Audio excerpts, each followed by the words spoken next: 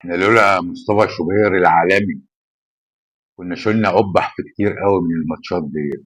احنا عندنا نجم عالمي زي امام عاشور بصراحه. مصطفى شوبير بصراحه حارس ممتاز جدا. ربنا يسترها معاه ويوفقه ويكرمه يا رب.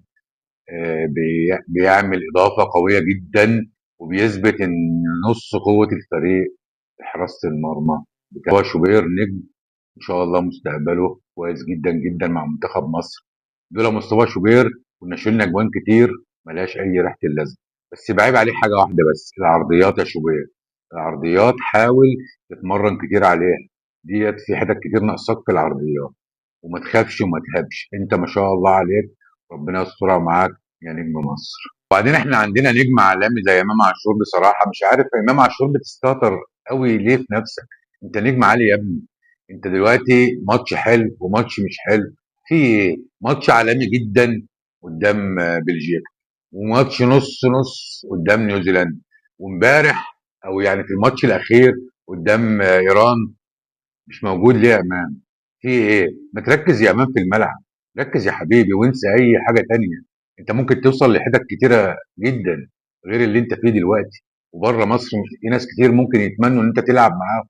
ركز يا امام في الملعب اكتر ما تركز بره الملعب. انت نجم، خساره انا قله تركيزك دي يا امام.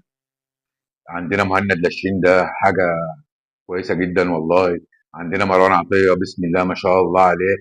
ما هوش موجود في الشوط الاولاني في ايران. ما كانش عندنا نص ملعب لان كان مهند اللي شايل الحمل لوحده. لما نزل مروان في الشوط الثاني قدرنا ان احنا نسيطر على نص الملعب تاني. نجم مروان عطيه ده نجم كبير يا جماعه. عندنا احمد فتوح لو يركز شويه في الملعب، واصابته اللي هي العضليه اللي بتجيله كل شويه ديت لازم يشوف لها حل. عندنا ياسر ابراهيم ما شاء الله عليه. عندنا رامي ربيعه رغم السن ورغم التقدم في السن بسم الله ما شاء الله عليه.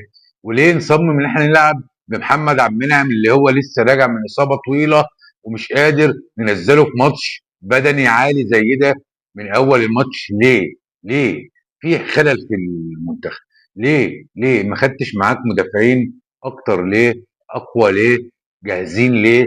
اسئله كتيره، لهات كتيره ممكن نقولها لحسام حسن. ليه يا حسام؟ انت نجم كبير، بس انت بتبحث ليه بس عن المجد بتاعك؟ ابحث عن منتخب مصر وعن مصر. وراك حلم 120 مليون ان هم ينبسطوا. ينبسطوا في ماتش، ينبسطوا في الماتش اللي بعديه، ينبسطوا في الماتش اللي بعديه.